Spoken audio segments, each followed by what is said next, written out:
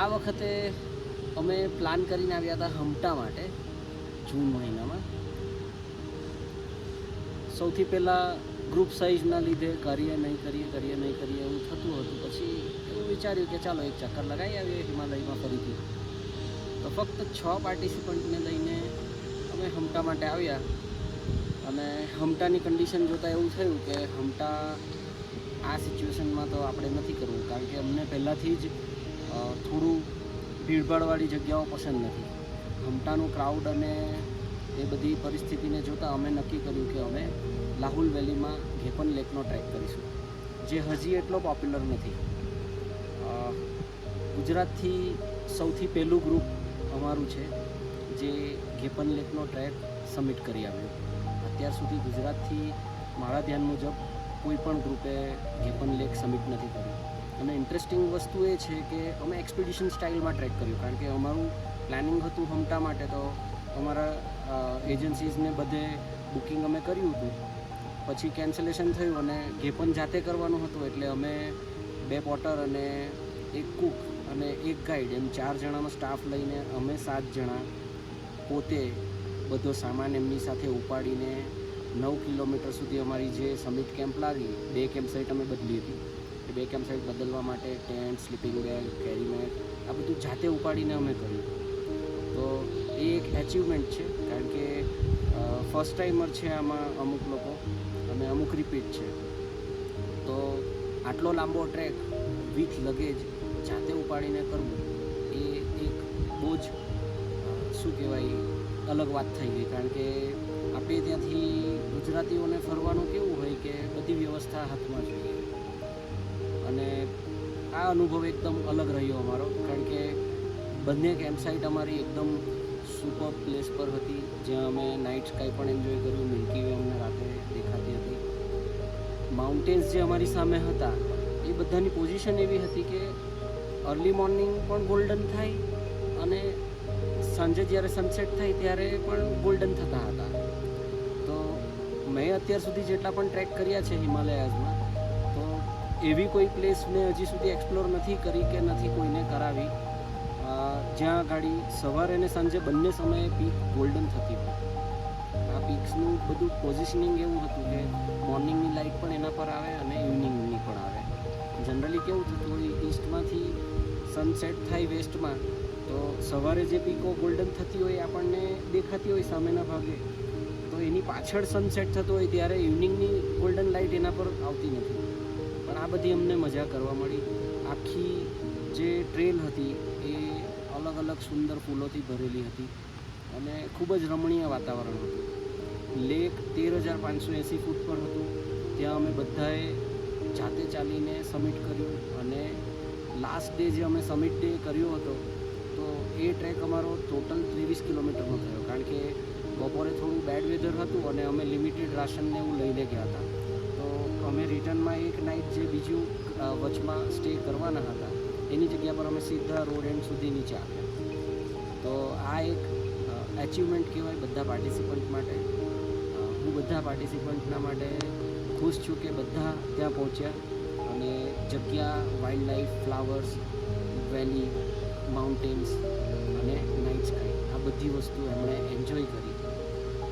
અને next year પણ આવતા વર્ષે પણ જૂન મહિનામાં આ સેમ ટ્રેક અમે કરાવીશું, કારણ કે આ ટ્રેલ હજી એક્સપ્લોર નથી થઈ.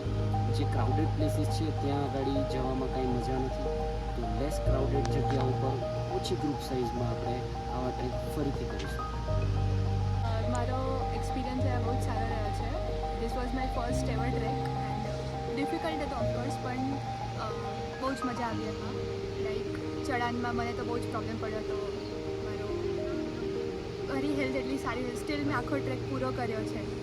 ઓકે, આખો પૂરો કર્યો, પાછા આવ્યા એન્ડ બહુ મજા આવી. એન્ડ ઇટ વોઝ લાઈક એમાં એવું હતું કે બધો સામાન જાતે ઉચકીને ઉપર ગયા હતા એમનો. So it was a crazy experience for me and definitely પાછો ટ્રેક કરવા માગીશું આવો. ઇટ વોઝ બસ લોકો પણ એટલા સારા મળ્યા મને કે હું બધાને નહોતી ઓળખતી, પણ હું ખાલી એકાદ જણને જ ઓળખતી હતી. ને હું એવી રીતે આવી અને પછી એ લોકો જોડે આટલા દિવસ રહી, 11 ડેઝ અમે સાથે રહ્યા, બધે ફર્યા. ટ્રેક પર હતા સાથે ત્યાંનો સ્ટાફ બધો જે હતો ગાઈડ્સ અમારા બધા જ બહુ જ મસ્ત હતા લોકો so yeah hello everyone nature club Valsad સાથે જે જીતેશ સર અમારા સર જેવા છે એમની સાથે આ મારો ઘણો ટ્રેક થઈ ગયા મીન્સ આપણે મોન્સૂનના ટ્રેક તો થયા જ કરે છે જેમ કે સાલહેર છે સલોડા છે મુંદેર છે આ આપણા મનાલીમાં એમના જે કેમ્પ લાગે છે મે મહિનામાં આ થાય છે લાસ્ટ ટુ લાસ્ટ યર જેમ કે 2024માં અમે બીએસ કોન્ડ અને બ્રિગુ લેક એ ટ્રેક પૂરો કમ્પ્લીટ કર્યો હતો 2023માં પણ અમે આવ્યા હતા બટ ત્યારે ટ્રેક અનિવાર્ય સંજોગોના કારણે નહીં થયો હતો 2024માં અમે કમ્પ્લીટ કર્યું એ પછી 2025 છોડીને આજે 2026માં સરે વાત કરી કે આ લેક છે આ ટ્રેક છે મસ્ત ટ્રેક છે ને શાંતિનો ટ્રેક છે મીન્સ કે કોઈ ભીડભાડ નહીં હશે એકદમ આપણે જ ટ્રેક આપણા જ લોકો હશે ને આપણે જ કરશું તો અમે વધારે પાર્ટિસિપેટ નહીં થયા બટ 7 જણા અમે ટોટલ આવ્યા હતા અને અમે ટ્રેક કર્યો મીન્સ કે ટ્રેક થોડો લાંબો હતો બટ જ્યાં સુધી ત્યાં પહોંચ્યા લેક પર પહોંચ્યા લેકનો વ્યૂ જોયો